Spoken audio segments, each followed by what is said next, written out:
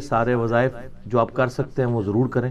بہرحال بعض اوقات کسی کی مجبوری ایسی ہو سکتی ہے کہ اسے آفس کی مجبوریوں کی وجہ سے یا اپنے کاروبار کی مصروفیت کی وجہ سے یا بچوں کی دیکھ بھال کی وجہ سے ہماری اسلامی بہنوں کو ٹائم نہ ملے یا بعض اوقات صحت بھی اجازت نہیں دے رہی ہوتی. تو سیم یہی سوال سیدنا علی بن ابی طالب رضی اللہ تعالیٰ عنہ علیہ السلام کی بڑی بہن تھی سیدہ ام ہانی سلام اللہ علیہا، جو نبی علیہ السلام کی کزن لگتی ہیں، مولا علی کی بڑی بہن ہے اور ایجڈ خاتون تھی، نبی علیہ السلام کی بہن ہی لگتی تھی، تو آپ ان کے پاس چلے جایا کرتے تھے. تو یہ حدیث سنن نسائی الکبریٰ کے اندر موجود، ہم نے بلو کارڈ کے اندر اس حدیث کا ریفرنس بھی دیا ہوا ہے. پہلے میں ان کارڈز کے بارے میں آپ کو بتا دوں، یہ 2 کارڈز ہمارے ہیں جو ہم نے شروع میں جن کارڈز کو پرنٹ کیا تھا، جو آپ ڈاک میں منگوا بھی سکتے ہیں. ایک بلو کارڈ ہے اور ایک ہے گرین کارڈ. بلو کارڈ جو ہے وہ پیچھے سے مجھے دیں، یہاں تو نہیں رکھے ہوئے، 2 کارڈ دے دیں. بلو کارڈ جو ہے وہ صبح و شام کے اذکار ہیں اور گرین کارڈ جو ہے وہ فرض نماز کے بعد کے اذکار ہیں. ان کے میں نے بڑی حکمت کے ساتھ کلر کوڈنگ کی ہوئی ہے. یہ بلو کارڈ ہے، یہ آپ کو PDF اس کا ahlsunnatpak.com سے آپ ڈاؤن لوڈ کر سکتے ہیں. ایپ بھی بنی ہوئی ہے، ہارڈ کاپی بھی ہماری اکیڈمی سے آپ منگوا سکتے ہیں. فون صبح 9 سے لے کے 5 بجے تک آن ہوتا ہے. +92 کے کوڈ کے ساتھ 32159000162 032159000162. بلو کارڈ میں حکمت ہے. آپ بتا، بلو کارڈ دنیا کا ایک بلو کارڈ ہے، وہ ہے UK میں ورک پرمٹ کو بلو کارڈ کہتے ہیں. یہ آخرت کا بلو کارڈ ہے، صبح و شام کے سنت اذکار، اکثر بخاری مسلم سے. دوسرا کارڈ ہے یہ گرین کارڈ، آخرت کا. دنیا کا بھی گرین کارڈ ہوتا ہے، وہ تو سب کو ہی پتا ہے، امریکن نیشنلٹی. یہ آخرت کا گرین کارڈ، فرض نماز کے بعد سنت اذکار. پھر میں نے ایک مختصر کارڈ بھی بلو کارڈ میں سے نکالا، یہ اورنج کارڈ، جادو ٹونا، وبائی امراض، قدرتی حادثات سے بچنے کے سنت وظائف. یہ سب آپ کو PDF فارم میں اویلیبل ہیں، فریلی آپ ڈاؤن لوڈ کر کے. اس میں صرف 5 اذکار ڈالے تھے. جو بلو کارڈ پورا نہیں پڑھ سکتا کم از کم یہ پڑھ لے، تو اس کے لیے اس معاملے میں انشاءاللہ تعالی آسانی ہو جائے گی. تو یہ تینوں کارڈ جو ہے نا جی، کوشش تو کریں کہ یہ کارڈ روزانہ آپ لوگ پڑھیں، آپ کے لیے بینیفیشری ہوں گے انشاءاللہ تعالی. بل سنن نسائی الکبریٰ کی طرف آئیں، وہ جو حدیث میں بیان کر رہا ہوں. ترمذی میں بھی روایت موجود ہے، لیکن ترمذی والی روایت جو ہے نا کمزور ہے. صحیح سند اس کی سنن نسائی الکبریٰ کے اندر ہے. ہمارے بلو کارڈ میں 19 نمبر کے اوپر یہ وظیفہ ہے. انٹرنیشنل نمبر کے مطابق 10680 10680 نمبر حدیث ہے. سیدہ ام ہانی کہتی ہیں یا رسول اللہ میں بوڑھی ہو گئی ہوں، لمبے وظیفے مجھ سے کوئی نہیں ہوتے، مجھے کوئی ایک وظیفہ ایسا بتا دیں جو میں کر لوں، میرے لیے کفایت کرے. سر جو وظیفہ پھر لیا ہے نا مولا علی کی بہن نے، وہ ایسا وظیفہ ہے کہ مجھے ابھی تک اتنا تگڑا اور کوئی وظیفہ نہیں احادیث میں نظر آیا جس کی اتنی فضیلت ہو. آپ علیہ السلام نے فرمایا 100 دفعہ روزانہ سبحان اللہ پڑھ لیا کرو، تمہیں 100 غلام آزاد کرنے کا ثواب ملے. سر روزہ اگر آپ توڑ بیٹھیں تو ایک غلام آزاد کرنا پڑتا ہے، تو 100 روزوں سے بھی کے برابر یہ آپ سمجھ لیں. 100 دفعہ الحمدللہ پڑھ لیا کرو، تمہیں 100 گھوڑے اللہ کی راہ میں جہاد کے لیے بھیجنے کا ثواب ملے. 100 دفعہ اللہ اکبر پڑھ لیا کرو، تمہیں 100 اونٹ اللہ کی راہ میں بھیجنے کا، قربان کرنے کا، نہر کرنے کا ثواب ملے گا. 100 اونٹ، سر ایک اونٹ کی قیمت آلموسٹ 2-2.5 لاکھ روپے، کروڑوں روپے کا وظیفہ ہے جی. یہ ملینز آف ڈالرز کا یہ وظیفہ ہے فری میں. اور 100 دفعہ لا الہ الا اللہ پڑھ لیا کرو، یہ زمین و آسمان کے درمیان جتنا فاصلہ ہے اس کو ثواب سے بھر دے. سر لا الہ الا اللہ کے پھر برابری کون کر سکتا ہے؟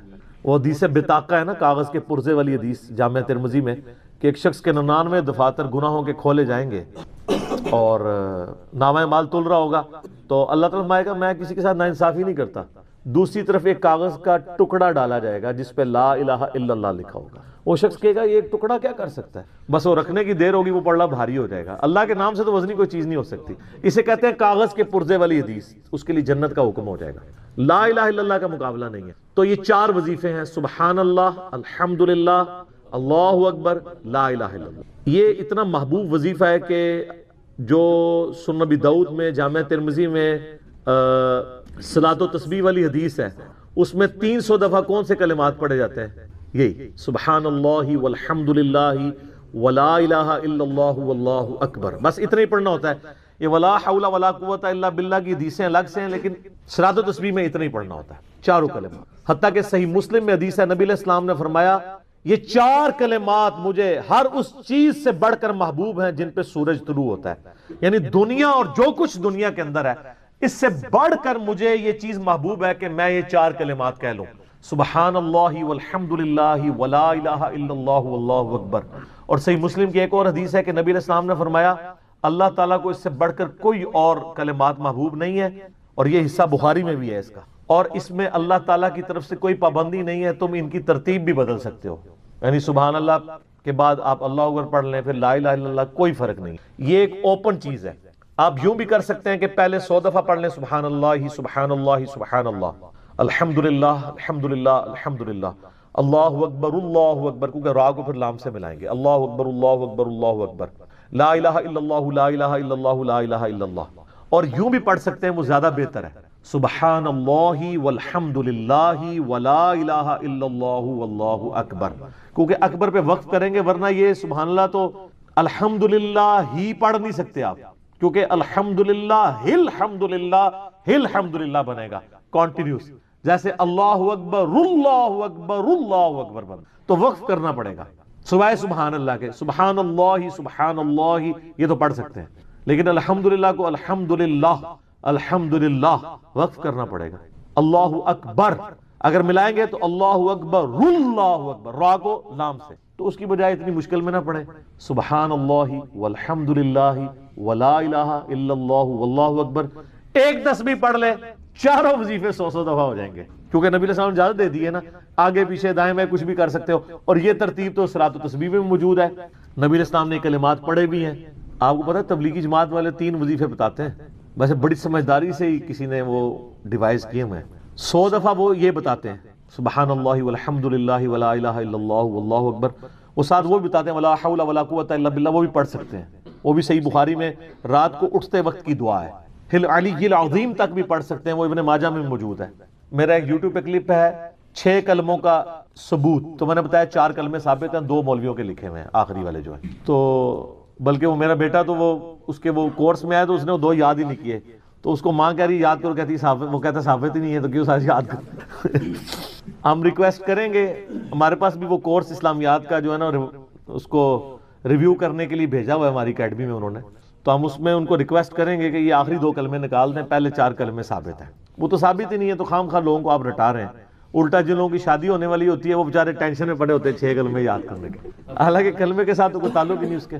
تو یہ جو صلاۃ و تسبیح کے اندر بھی پڑھا جاتا ہے, لیکن اس میں لا حول ولا قوت الا باللہ نہیں, وہ تو لادہ سے بخاری مسلم میں حدیث ہے کہ جنت کے خزانوں میں سے ایک خزانہ ہے لا حول ولا قوت الا باللہ. تو آپ پڑھنا چاہتے ہیں ضرور پڑھیں, اس میں وظیفے کے طور پہ آپ پوری تسبیح اس کی پڑھ لیں بے شک. تو تبلیغ جماعت والے یہ بتاتے ہیں 100 دفعہ درود شریف بتاتے ہیں اور 100 دفعہ استغفار بتاتے ہیں, تو بہت انٹلیکچوئل چیز ہے.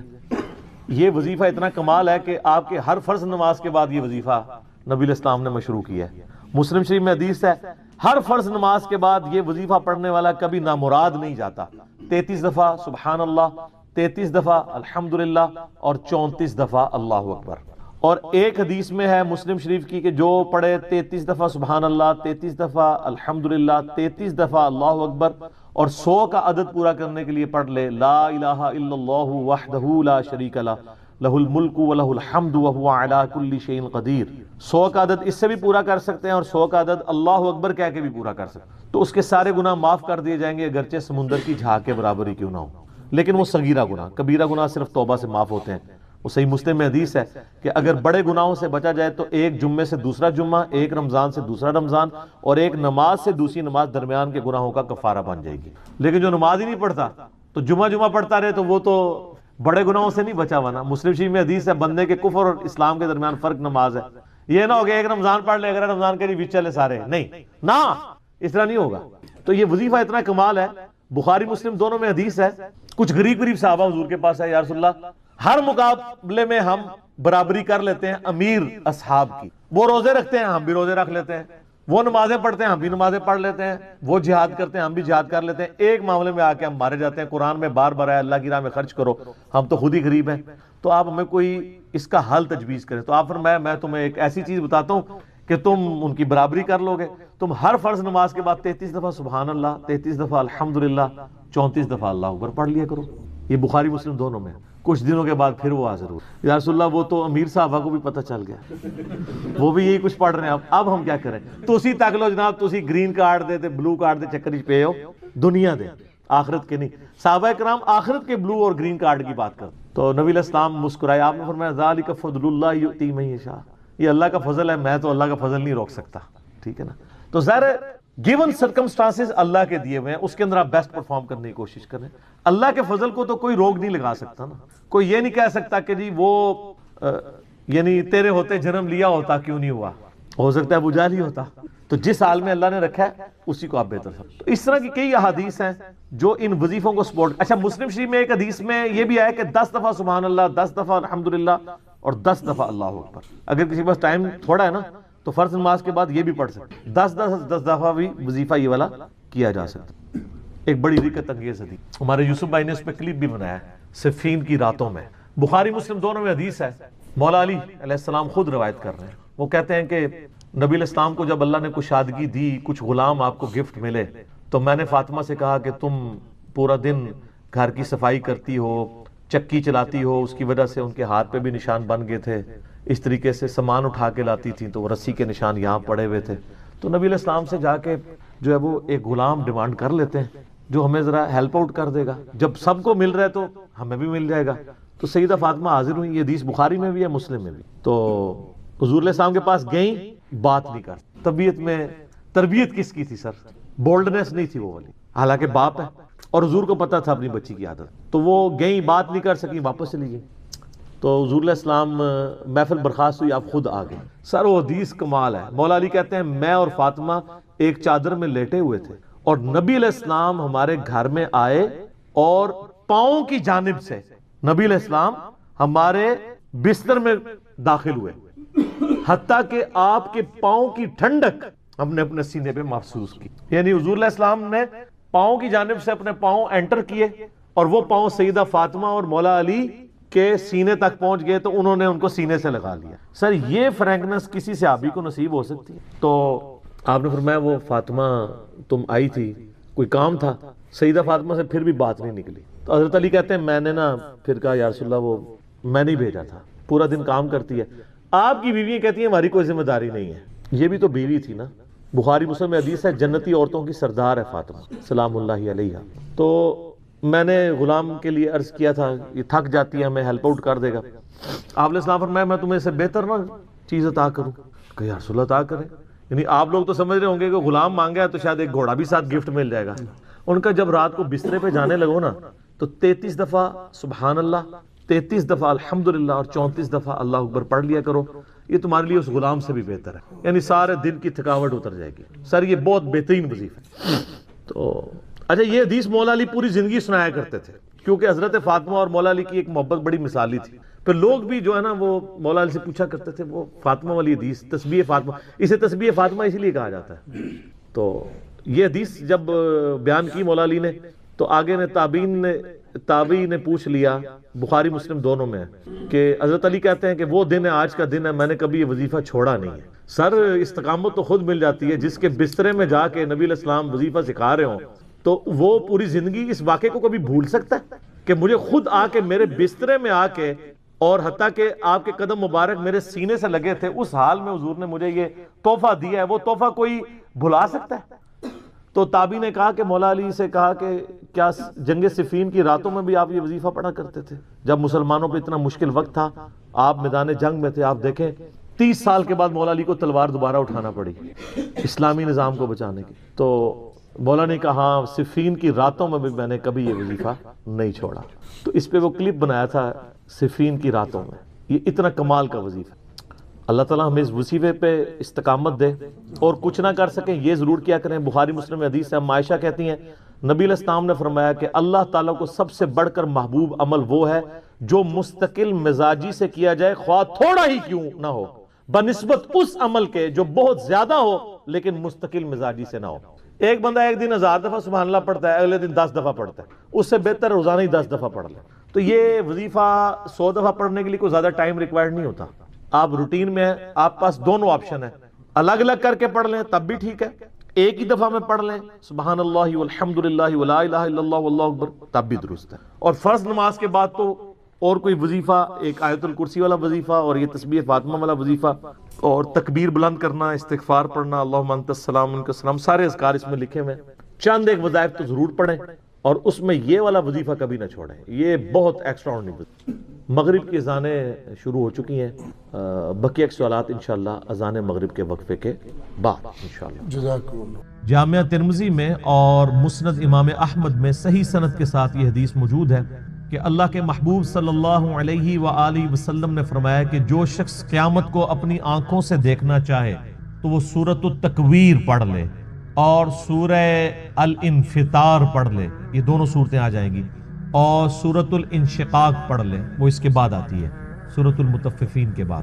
یہ تین صورتیں ایسی ہیں کہ اگر کسی نے قیامت کو اپنی آنکھوں سے دیکھنا ہے، وہ یعنی ویڈیو فلم اس کی دیکھنی ہے قیامت کے دن کا نقشہ، تو ان تین صورتوں کو پڑھ لیں. بڑی جاندار یہ صورتیں ہیں. اللہ کا نام لے کے شروع کرتے ہیں. اعوذ باللہ من الشیطان الرجیم، بسم اللہ الرحمن الرحیم. اذا الشمس کورت، وہ وقت یاد کرو جب سورج کو لپیٹ دیا جائے گا. وَإِذَا النُّجُومُ انْكَدَرَتْ، اور ستارے بکھر جائیں گے. میں نے پہلے بھی عرض کیا قیامت والے دن اللہ تعالیٰ نے گریویٹیشنل فورس کو ڈسٹرب کر دینا ہے، اور اس کا اینڈ رزلٹ یہ ہے کہ پھر گریویٹی اگر ڈسٹرب ہو جائے تو اس کائنات کے اندر جتنے اجرام فلکی ہیں، جتنے بھی سیٹلائٹس ہیں، یہ سب کے سب تباہ و برباد ہو جائیں گے. جتنے بھی سن ہے، جتنے بھی سورج ہیں، وہ تمام کے تمام اس کی وجہ سے ایک دوسرے میں مل کے ختم ہو جائیں گے. تو وہ وقت یاد کرو جب سورج کو لپیٹ دیا جائے اور ستارے بکھر جائیں. وَإِذَا الْجِبَالُ سُيِّرَتْ، اور پہاڑوں کو اکھیڑ دیا جائے. اس روئے عرض پہ سب سے مضبوط چیز جو ہے نا اللہ کی مخلوقات میں سے، وہ پہاڑ ہے. کوئی بھی جاندار یا ہماری لینگویج میں جو بے جان چیزیں ہیں، چاہے وہ درختوں کی فارم میں ہوں، جاندار چیزیں چاہے جانوروں کی فارم میں ہوں، کوئی بھی اتنی مضبوط نہیں ہے اپنی کنسٹرکشن کے اعتبار سے جتنے پہاڑ ہیں. بلکہ یہ پوری زمین کی ڈائنامک بیلنسنگ ان پہاڑوں کی وجہ سے. تو پہاڑ بھی گریوٹی کی وجہ سے ڈسٹرب ہو کے اون کی طرح بکھر رہے ہوں. جیسے روئی کے ریشے اڑتے ہیں نا جب اس کی دھنائی کی جاتی ہے، اس طرح یہ پہاڑ اس زمین کے اوپر تیر رہے ہوں گے. زمین بالکل فلیٹ کر دی جائے گی. اللہم اجرنا من النار، اللہم اجرنا من النار. وَإِذَا الْعِشَارُ عُطِّلَتْ، جب اونٹنیاں، ایسی اونٹنیاں جو کہ پریگننٹ ہوں اور ان کے بچے پیدا ہونے والے ہوں، وہ بھی بکھرتی ہوئی ہر طرف نظر آئیں. عرب کے لوگ اصل میں جو یہ اونٹنیاں تھی نا، جو پریگننٹ اونٹنیاں تھی، جس طرح آج کل ہمارے سب کانٹیننٹ کے معاشرے میں جب بھینس کا بچہ ہونے والا ہوتا ہے تو بڑی اس کو پروٹوکول سے، بڑی حفاظت سے اس کو رکھا جاتا ہے، کیونکہ آمدہ جتنی روزی ہے اسی سے وابستہ ہوتی ہے. تو عرب کے لوگوں میں اونٹ کی بڑی اہمیت تھی. اونٹ کے بغیر تو ان کی زندگی سمجھ لے کسی بھی راستے پہ، سفر پہ گزر نہیں سکتی تھی، کیونکہ اونٹ کو اللہ نے ایسی کوالٹیز دی ہیں جو دنیا میں اور کسی جانور کے پاس نہیں ہے. 1 مہینے تک بغیر پانی پیے وہ سفر کر سکتے. یہ کوالٹی تو کسی بھی جاندار کی نہیں ہے، وہ سٹور کر لیتا ہے پانی اپنے اندر. تو جب اونٹنی جو ہے وہ پریگننٹ ہوتی تھی، حاملہ ہوتی تھی، تو وہ بڑی اس کی حفاظت رکھتے تھے کہ اب اولاد ہوگی اس کی تو ہم نے اس کو آگے لے کے چلنا ہے. تو عرب کے لوگوں کو اسی چیز کی طرف توجہ دلائے گی کہ جس اونٹنی کو تم بڑا ایسٹ سمجھتے ہو اپنی زندگی میں، وہ قیامت والے دن وہ پریگننٹ اونٹنیاں بھی گویا کہ اس طرح بکھر رہی ہوں گی، ان کا مالک بھی ان سے بے خبر ہوگا. اونٹنیاں کیا، سورہ الحج کے شروع میں آیا کہ جو ماں ہے وہ بھی اپنے بچے کو بھول جائے گی. ہر چیز، ہر انسان نشے کی حالت میں دکھائی دیتا ہوگا، حالانکہ وہ نشے میں نہیں ہوگا بلکہ اللہ کا عذاب شدید ہوگا. یہ سورۃ الحج کی شروع کی آیات ہے. میں نے سورۃ القیامہ میں بھی کور کی تھی، آج کراس ریفرنس کے طور پہ ان کو میں نے صرف کوٹ کر دیا، آپ خود پڑھ لیجئے گا. وَإِذَا الْوُحُوشُ حُشِرَتْ، جب سارے وحشی جانور بھی یکجا کر دیے جائیں گے. یعنی اللہ کا ایسا خوف ہوگا کہ وحشی جانور بھی سہمے میں ہوں گے. ورنہ آپ سوچ سکتے ہیں کہ بکری اور شیر ایک جگہ پہ جمع ہوں اور شیر بکریوں پہ حملہ آور نہ ہو. یہ دوسرے وحشی جانور بھی آپ کو دیکھیں کہ آپس میں لڑتے ہیں. شیر اور چیتوں کی لڑائی ہو جاتی ہے، مگرمچھ اور شیروں کی لڑائی ہو جاتی ہے. یہ سارے لڑنے والے جنگلی جانور بھی قیامت والے دن ایک جگہ جمع ہوں گے، لیکن لڑ رہے نہیں ہوں گے. وہ ایسا خوف کی کیفیت ہوگی کہ وہ بھی ڈر کے مارے سہمے میں کھڑے ہوں. انسانوں کی بھی کیا حالت ہونی ہے، تو وہ وحشی جانور بھی، کیونکہ قیامت دن ان کو بھی زندہ کیا جائے گا. صحیح مسلم میں حدیث ہے کہ قیامت والے دن اللہ تعالیٰ ایک سینگ والی بکری اور ایک بغیر سینگ والی بکری، جس نے دنیا میں آپس میں لڑائی کی اور سینگ والی بکری نے بغیر سینگ والی بکری کو سینگ مارا، تو اللہ تعالیٰ قیامت والے دن، صحیح مسلم کی حدیث ہے، دونوں کو زندہ کرے گا اور بغیر سینگ والی بکری کو سینگ دیے جائیں گے اور سینگ والی کے سینگ چھین لیے جائیں گے کہ آج تم اپنا بدلہ اتارو۔ بدلے کا دن ہے جی وہ، مالک یوم الدین، قیامت کا دن، بدلے کا دن۔ دنیا میں کسی بڑے سے بڑے بدماش کی بدماشی چل سکتی ہے، لیکن آخرت میں لمن الملک اليوم، آج کے دن کس کی بادشاہت ہے؟ للہ الواحد القہار، اس اکیلے اللہ کی جو سب پہ چھایا ہوا ہے۔ آپ دیکھیں یہ سورۃ المومن کی آیت ہے، اللہ نے قیامت کے دن اپنا نام ہی القہار رکھا ہوا ہے، سب پہ چھایا ہوا۔ تو اللہ تعالیٰ فرماتا ہے اس دن وحشی جانور بھی سہمے میں کھڑے ہوں گے ایک جگہ۔ وَإِذَا الْبِحَارُ سُجِّرَتْ، جب سمندر بھڑکا دیے جائیں گے۔ وَإِذَا دَكَّتِ الْأَرْضُ دَكًّا دَكًّا، آگے جا کے آئے گا نا، زمین کو کوٹ کوٹ کے برابر کر دیا جائے گا، یہ زمین کو فلیٹ کر دیا جائے گا، سارے پہاڑ، اونچی نیچی چیزیں سب ختم کر دی جائے گی۔ تو ظاہر ہے اس کا اینڈ رزلٹ یہی نکلنا ہے کہ زمین کے اندر جو لاوا ہے وہ باہر آ جائے گا یا ایٹ لیسٹ اوپر آ جائے گا۔ تو یہ جو سمندر ہیں، آپ کو پتا ہے سمندروں کے نیچے بھی آتش فشاں ہیں، بعض اوقات سمندروں کے اندر آتش فشاں پھٹتے ہیں تو ایک نئے نئے جزیرے بھی نمودار ہو جاتے ہیں۔ اکثر ٹی وی پہ خبر بھی آتی ہے کہ فلاں سمندر میں، پیسیفک اوشن میں یا اٹلانٹک کے اندر ایک نیا جزیرہ نمودار ہوا ہے۔ وہ جزیرہ کیسے اوپر آتا ہے؟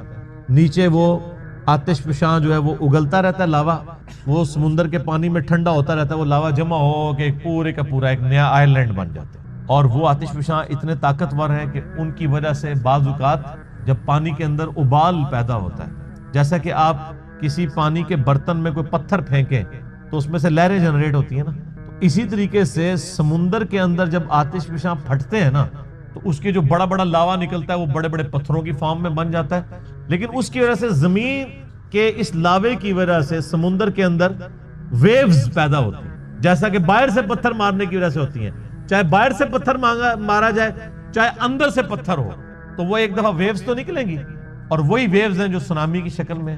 اور آپ جا کے ذرا یوٹیوب پہ ویڈیوز دیکھ لیں، ایک ایک سونامی آتا ہے تو لاکھوں لوگوں کی زندگی اور کروڑوں کی اور اربوں ڈالرز کی جو کنسٹرکشنز ہیں ان کو ختم کر دیتا ہے۔ تو قیامت والے دن بھی یہی ہونا ہے کہ وہ لاوا جب اگلا جائے گا تو یہ جو بڑے بڑے سمندر ہیں یہ سمجھیں کہ دیگیں بن جائیں گی، جیسے دیگ آپ آگ کے اوپر چڑھا دیں۔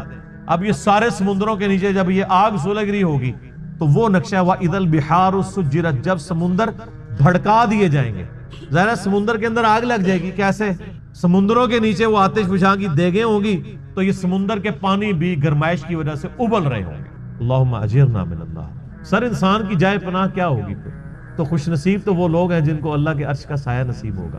بخاری و مسلم میں حدیث ہے کہ قیامت والے دن اللہ کے سائے کے سوا، یعنی اس کے عرش کے سائے کے سوا اور کوئی سایہ نہیں ہوگا، اور 7 طرح کے لوگ اس کے عرش کے سائے کے نیچے ہوں گے۔ ان میں سے ایک شخص وہ ہے جس نے جوانی میں توبہ کر، در جوانی توبہ کردن شیوائے پیغمبری، یہ پیغمبروں کا طریقہ ہے جوانی میں توبہ کر۔ بوڑھا ہو کے تو شیر بھی شکار کرنا چھوڑ دیتا ہے۔ لن تنالوا البر حتى تنفقوا مما تحبون، تم کبھی بھی نیکی کا اعلیٰ درجہ حاصل نہیں کر سکتے جب تک کہ اپنی پسندیدہ چیز اپنے رب کو نہ دے دو۔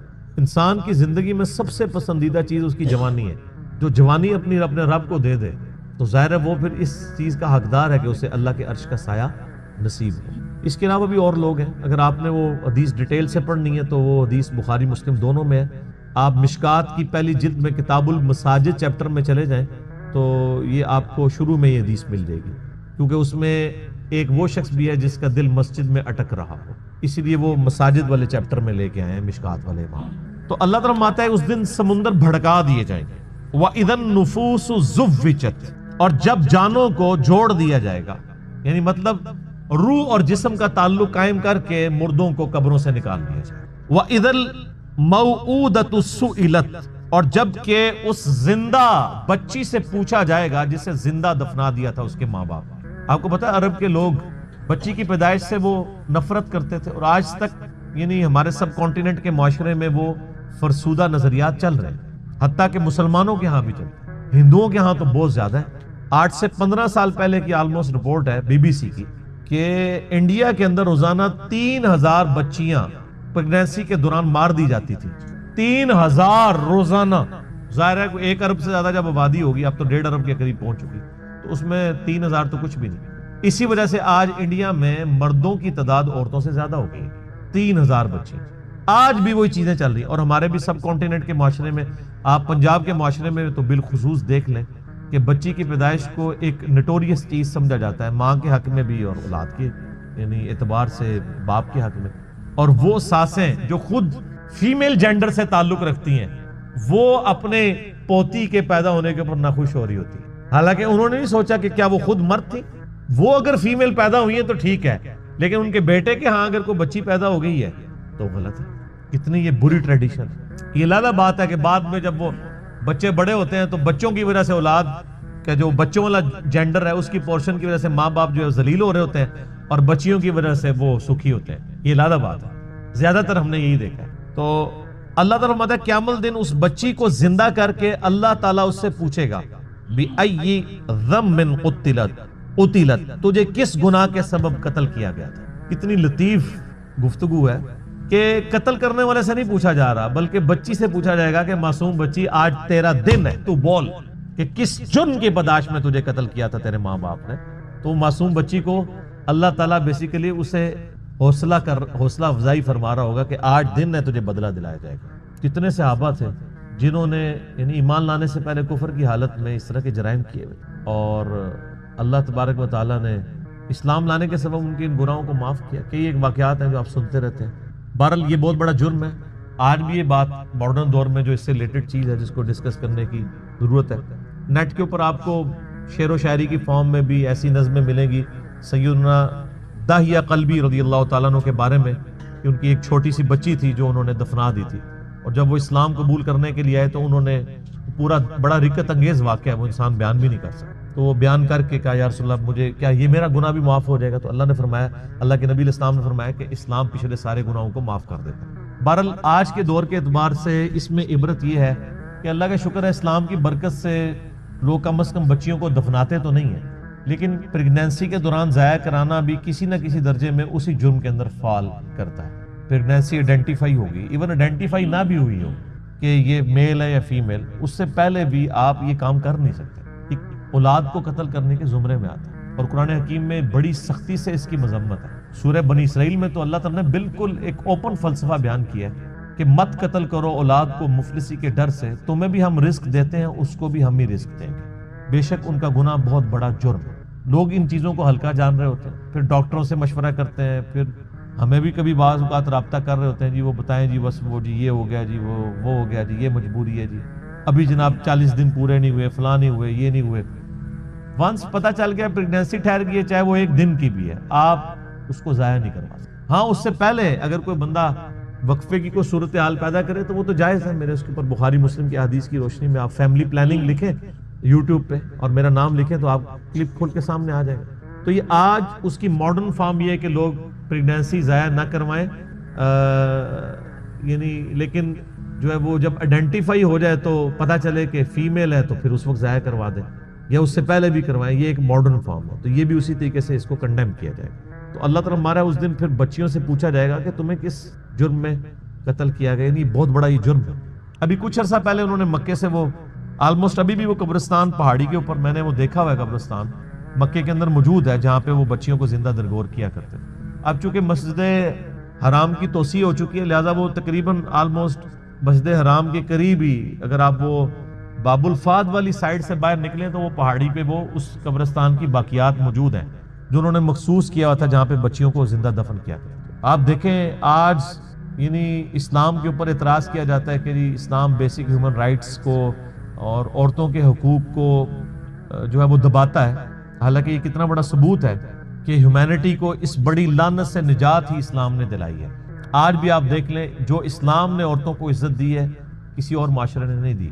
اس لیے آپ دیکھیں جب غیر مسلم عورتیں مسلمان ہوتی ہیں آپ ان کے انٹرویو سنیں تو وہ آپ کو پتہ ہے اس وقت جو غیر مسلم مسلمان ہو رہے ہیں نا ان میں 67% عورتیں ہیں اور 33% جو ہیں وہ مرد ہیں. عورتیں کہتی ہیں ہم سیکیور فیل کر رہی ہیں, ہمیں تو اسلام میں آ کے پتہ چلا ہے کہ عورت کی عزت ہی اسلام میں. وہاں گورے تو مطلب جو گوروں کے ملک میں تو گوریاں تو ترس جاتی ہیں کہ ان کو کوئی مخلص خاوند ملے, اور یہاں پہ مل جاتے ہیں اسلام کی وجہ سے. خاوند کیا غلام مل جاتے ہیں کتنی عزت ہے. اور عورتیں جس طرح بوڑھی ہوتی ہیں ان کی عزت میں اضافہ ہوتا ہے، عورتیں سٹرانگ ہوتی جاتی ہیں اور مرد کمزور ہوتا جاتا ہے، اور جب ماں بن جاتی ہے تو آپ دیکھ لیں ہمارے سب کانٹیننٹ کے معاشرے میں کتنی عزت ہے۔ چند ایک مثالیں آپ ایک نوٹوریس دیں گے، اوورال تو ایک ورتھ ہے نا۔ اسی لیے یعنی جو غیر مسلم عورتیں مسلمان ہوتی ہیں وہ اسی چیزوں کو اپریشیٹ کرتی ہیں۔ آپ مسلمان عورت کو پوری زندگی اس پہ قائل کرتے ہیں کہ وہ نقاب کرے، اور غیر مسلم عورت مسلمان ہوتے ہی حجاب شروع کر دیتی ہے، اور آپ ان کے انٹرویو سنیں، وہ آپ کو خود بی بی سی انٹرویو کر چکی ہے ان سے، سی این این پہ آئے ہوئے ہیں، وہ کہتا ہے انہوں نے ڈیفینڈ کیا پورا نقاب کر کے عورتیں بیٹھی ہیں، اور کوئی جاہل عورتیں نہیں، پڑھی لکھی عورتیں، بلکہ آپ یوٹیوب پہ ایک ڈیبیٹ ہے، غالباً ایک فرانس میں ایک میکینیکل انجینئر تھی، وہ عورت جو مسلمان ہوئی اس نے پورا کالا نقاب اور پورا برقع کیا ہوا، اور دوسری طرف انہوں نے ایک مسلمان ملک کی ایک بال کھول کے مسلمان عورت بٹھائی ہوئی تھی، اور ڈیبیٹ یہ ہو رہی تھی کہ برقع ضروری ہے کہ نہیں۔ وہ غیر مسلم مسلمان ہونے والی برقعے کو ڈیفینڈ کر رہی تھی، اور جو پیدائشی مسلمان ہے کچھ بھی ہے تیرے محبوب کی امت سے ہے، وہ کہہ رہی تھی یہ ضروری نہیں ہے۔ تو پھر اس عورت نے جو نیو مسلم تھی اس نے جو دلائل دیے ہیں، یوٹیوب کے اوپر یہ ڈیبیٹ پڑی ہوئی آپ دیکھ لیں، تو اس نے کہا میں نے تو اسلام میں آ کے اسلام کی خوبصورتی دیکھی ہے کہ عورت کی عزت ہے، ورنہ ہم جب اس طرح ہی پھرتی تھی تو ہمیں ہر کوئی کموڈٹی کے طور پہ دیکھتا تھا، آج ہم نے نقاب کیا ہوتا ہے تو کم از کم ہمیں ایک کموڈٹی کے طور پہ تو پیش نہیں کیا جاتا۔ اسلام کے اندر عزت ہے ایک عورت کی۔ تو قیامت والے دن اللہ تعالیٰ پھر اس بچی سے پوچھے گا جسے دفنا دیا گیا تھا زندہ یا قتل کر دیا گیا تھا، وَإِذَا الصُّحُفُ نُشِرَتْ، اور جب اعمال نامے کھولے جائیں گے، وَإِذَا السَّمَاءُ كُشِطَتْ، اور جب آسمان کی کھال ادھیڑ دی جائے گی۔ اس کا ایک معنی یہ بھی ہو سکتا ہے کہ آسمان بھی پھٹ جائے گا اور اوپر کی مخلوقات بھی انسانوں کو نظر آنا شروع ہو جائیں گی۔ اور یہ کھال ادھیڑنے کا ذکر سورہ رحمان میں بھی ہے کہ قیامت والے دن آسمان بالکل سرخ ہو جائے گا، جیسے آپ کسی جانور کی کھال ادھیڑیں تو اندر سے سرخ گوشت نکلتا ہے، اللہ کے غضب کی وجہ سے وہ سرخ نظر آ رہا ہوگا۔ وَإِذَا الْجَحِيمُ سُعِّرَتْ، اور جب جہنم دہکا دی جائے گی۔ جہنم ابھی بھی موجود ہے لیکن اس وقت ذرا اسے پھر مزید دہکایا جائے گا، تاکہ بلکہ وہ تو جوش مار رہی ہوگی مجرمین کے لیے، قرآن میں آتا ہے، اور جب مجرم پھینکے جائیں گے وہ کہے گی حل من مزید، اور بھی ہے تو میرے اندر داخل کیا جائے۔ اللہم اجرنا من النار، آمین۔ وَإِذَا الْجَنَّةُ أُزْلِفَتْ، اور جب جنت قریب کر دی جائے گی، یعنی وہیں پہ جن لوگوں نے دنیا میں اچھے کام کیے ہیں ان کی حوصلہ افزائی شروع ہو جائے گی، جنت بھی آ جائے گی، حاضر کر دی جائے گی، اور دوزخ بھی۔ عَلِمَتْ نَفْسٌ مَا أَحْضَرَتْ، یہ 13 آیات کے بعد اصل میں کانٹے کی بات کی گئی ہے کہ یہ سب کچھ باتیں کیوں ہو رہی ہیں۔ عَلِمَتْ نَفْسٌ مَا أَحْضَرَتْ، ہر نفس جان لے گا، اپنے سامنے پائے گا جو کچھ اس نے اللہ کے پاس بھیجا تھا، وہ حاضر کر دیا جائے گا۔ کسی نے دنیا میں نافرمانی کی تھی تو اس کا نام مال اس طرح کا سامنے آ جائے گا، اور جس نے دنیا میں ڈرتے ہوئے اللہ کے تابع فرمان بن کے اطاعت اختیار کی تھی، اس کے پیغمبروں کی پیروی کی تھی، اس کا نام مال بھی لا کے سامنے کر دیا جائے۔ تو ظاہر نام مال جب سامنے آئے گا تو پھر انسان اپنے اوپر خود ہی گواہ ہوگا۔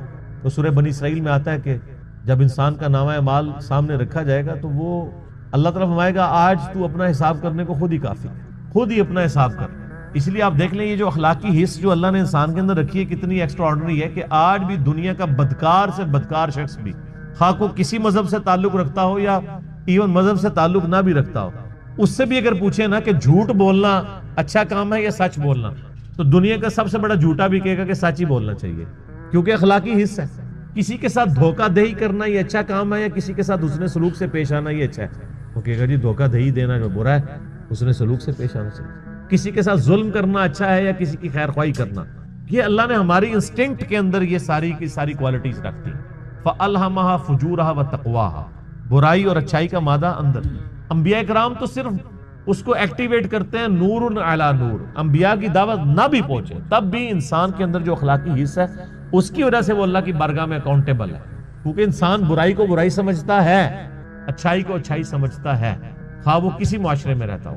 تو ہر جان پھر اس دن اپنے نامہ اعمال کو سامنے دیکھ لیں۔ یہاں پہ بھی آپ دیکھ لیں جو یہ کالجز کے یونیورسٹیز کے وہ بڑے جو یعنی بے حیائی کی زندگی گزارنے والے سٹوڈنٹس بھی ہیں نا، آپ ان کے بھی انٹرویوز کریں نا اگر، اور ان سے پوچھیں کہ آپ کی بیوی کیسے ہونی چاہیے، تو کہیں گے جی نیک شریف وہ پردہ کرتی ہو، اور اپنی حالت کیا ہوتی ہے؟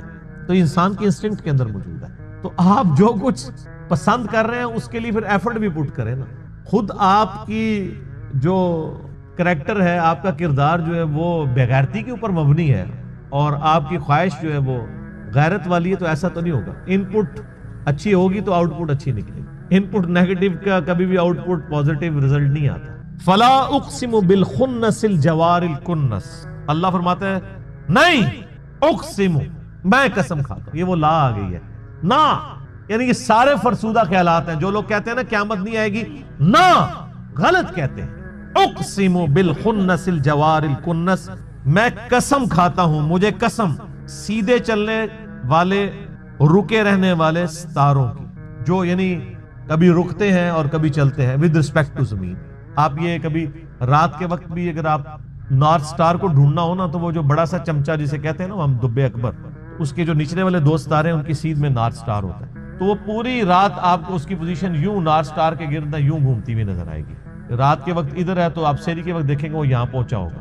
تو اللہ نے ہمارا ان ستاروں کو، جن کو اللہ نے اس طرح ایڈجسٹ کیا ہے ود رسپیکٹ ٹو زمین، ان کی اورینٹیشن بدلتی ہے، مجھے ان کی قسم، یعنی ان کی قسم کا مراد یہ نہیں کہ وہ بہت عظیم ہے، مراد یہ ان کے بنانے والے کی قسم جس نے ان کو ان کاموں میں لگایا۔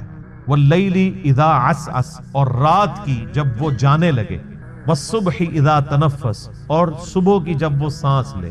صبح بھی تو سانس لیتی ہے نا، صبح کا وقت آتا ہے تو آپ دیکھیں کہ ایسے جیسے ایک شخص کی سانس آپ فیل کرتے ہیں اس کی زندگی کی علامت۔ رات کو بالکل سناٹا چھایا ہوتا ہے، جب رات جانے لگتی ہے صبح آتی ہے تو گویا یہ صبح سانس لے رہی ہوتی ہے، چرند پرندوں کی آوازیں آنا شروع ہوتی ہیں، پھر آہستہ آہستہ گہما گہمی ہونا شروع ہوتی ہے، اور اس طریقے سے جیسے انسان بھی جب صبح اٹھتا ہے تو ہلکی سی انگڑائی لیتا ہے، کرتے کرتے وہ پھر اٹھ جاتا ہے۔ صبح کے وقت جب وہ سانس لے، انہ لقول رسول کریم، بے شک یہ جو قرآن ہے یہ قول ہے ایک عزت والے رسول کا۔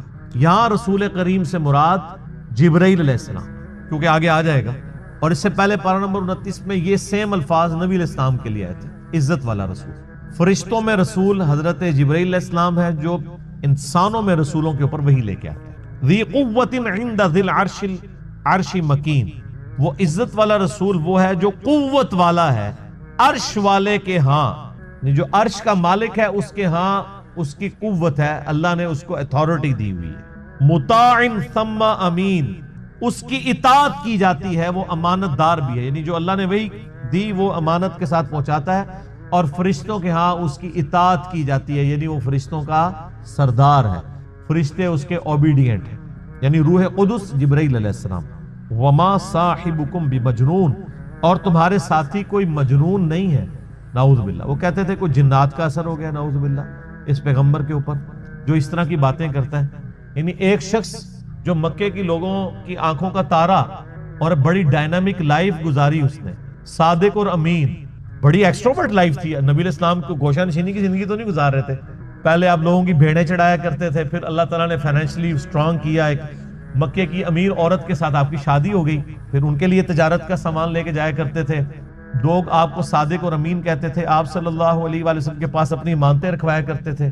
اتنا شخص جو اتنا ایکٹیو شخص ہو، لوگوں کے کام آنے والا ہو، بڑی ڈائنامک لائف گزار رہا ہو، اچانک وہ وہاں پہ ایک نئی دعوت لانچ کر دیں تو ہلچل تو مچ جائے گی۔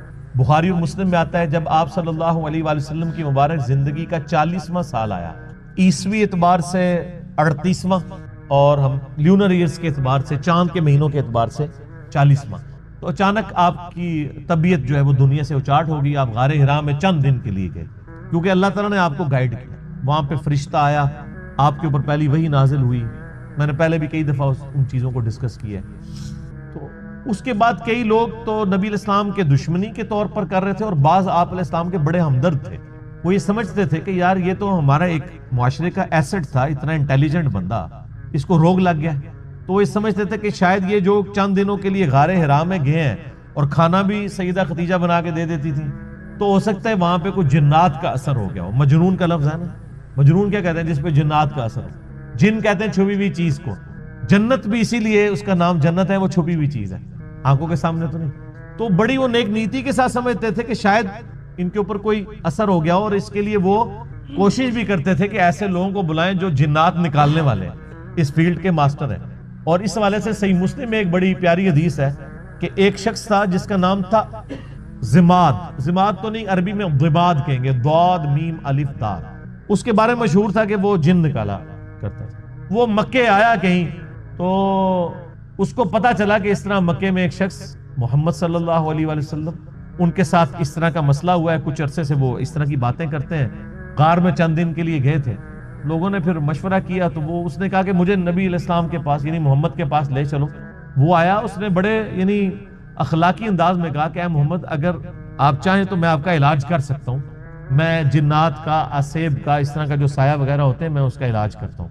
تو آپ صلی اللہ علیہ وآلہ وسلم سے اس نے کہا کہ آپ بتائیں آپ کیا بیان کرتے ہیں، آپ کو کیا پرابلم ہے. تو آپ علیہ السلام نے چند الفاظ پڑھے، ان الحمد للہ نحمدہ ونستعینہ ونستغفرہ، بے شک تمام تعریفیں اللہ کے لیے، ہم اسی کی حمد کرتے ہیں، اسی سے مدد چاہتے ہیں، اسی کی طرف رجوع لاتے ہیں. من یہدہ اللہ فلا مضل لہ، جسے اللہ گمراہ کر دے، جسے اللہ ہدایت دے اسے کوئی گمراہ نہیں کر سکتا. ومن یضلل، اور جسے وہی گمراہ کر دے، فلا ہادی، اسے کوئی ہدایت نہیں دے سکتا. واشہد ان لا الہ الا اللہ وحدہ لا شریک لہ، اور میں گواہی دیتا ہوں کہ اس اکیلے اللہ کے سوا کوئی معبود نہیں. واشہد ان محمدا عبدہ ورسولہ، اور محمد صلی اللہ علیہ وآلہ وسلم اس کے بندہ ہے خاص اور رسول. اس کے اوپر ایسا روب طاری ہو، اس نے کہا یہ آپ نے کیا کلام پڑھا، دوبارہ پڑھا. اس نے کہا ایک دفعہ پھر سنا. ابھی قرآن تو پڑھا ہی نہیں تھا، صرف آپ نے اپنے خطبے کے الفاظ پڑھے. تیسری دفعہ جب اس نے سنا، اس نے کہا واللہ ایسا کلام میں نے کبھی نہیں سنا.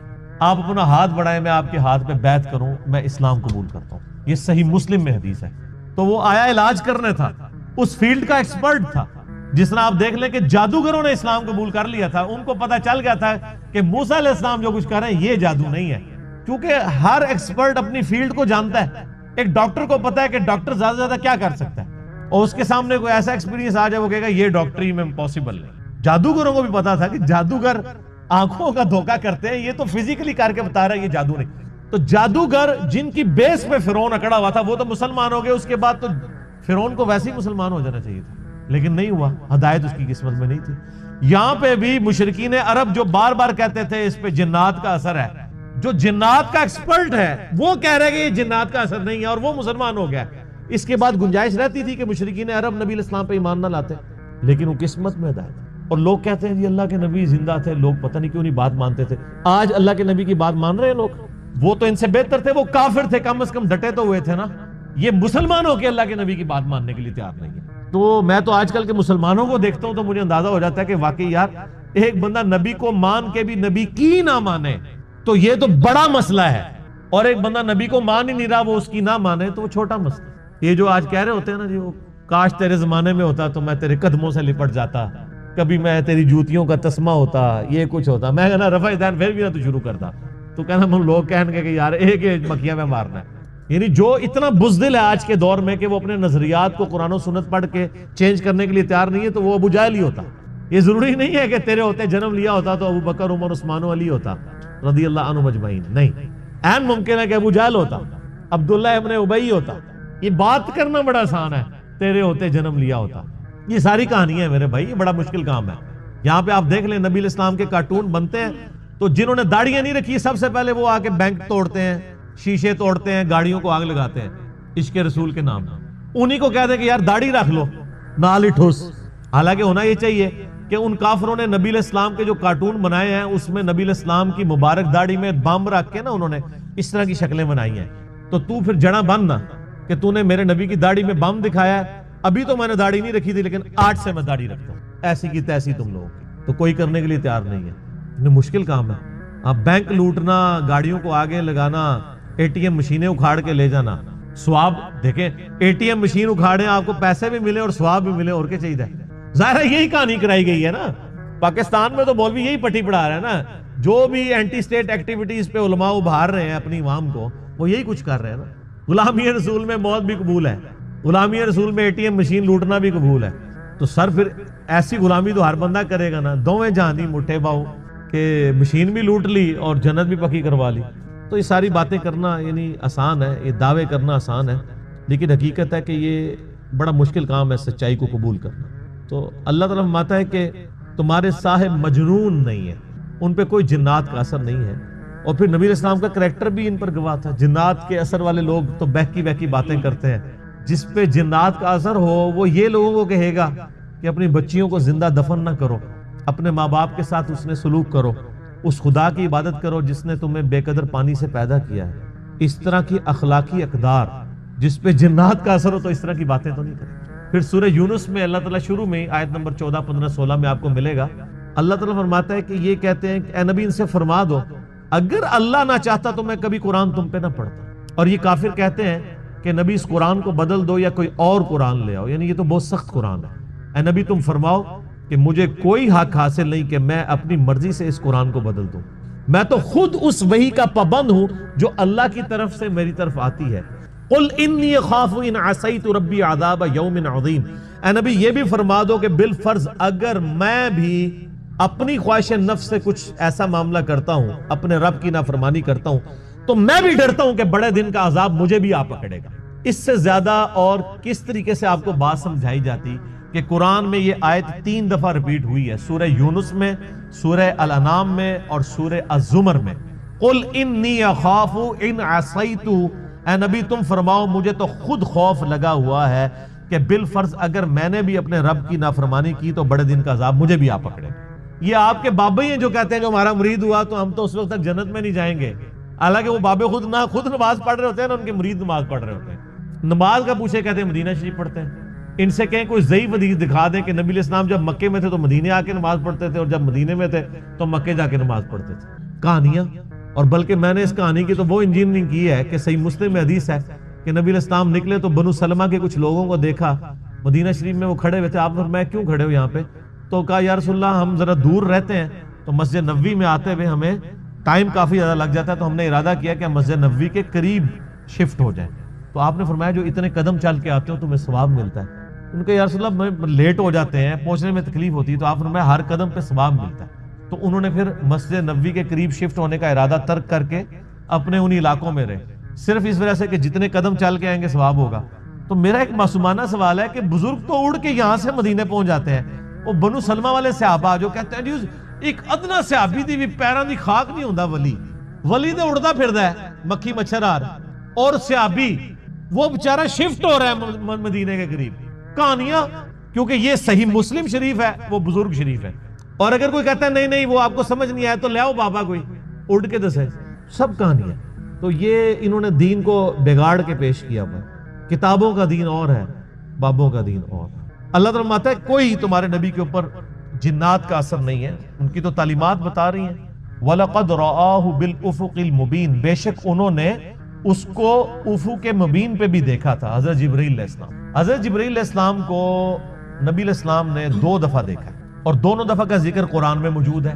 سورۃ النجم میں آیا کہ شب معراج بھی دیکھا تھا، اور یہ اس افق مبین کا ذکر ہے جو بخاری مسلم میں آتا ہے کہ نبی علیہ السلام پہ جب وہ دوسری دفعہ وحی نازل ہوئی نا، یا ایھا المدثر، اس وقت نبی علیہ السلام جب پہاڑ سے نیچے اتر رہے تھے، بخاری مسلم کے الفاظ ہیں کہ مجھے آواز آئی یا محمد، میں نے دائیں دیکھا بائیں دیکھا، حتیٰ کہ میرے دل کے اوپر خشیت طاری ہوئی کہ کوئی ایسا بندہ مجھے پکار رہا ہے جس کو میں دیکھ نہیں رہا۔ تو کہتے ہیں میں نے یوں نگاہ اٹھا کے دیکھا تو پورے افق کے اوپر مشرق سے مغرب تک فرشتہ جو ہے جبرائیل وہ چھایا ہوا تھا، اور وہ پکار رہا تھا نبی علیہ السلام۔ تو اسی کا ذکر ہے کہ میں نے اس نبی نے ان کو افق مبین پہ دیکھا ہے، اور دوسری دفعہ شب معراج بھی دیکھا۔ تو یعنی 2 دفعہ اللہ تعالیٰ نے فزیکلی جبرائیل علیہ السلام کو اصلی حالت میں دکھایا۔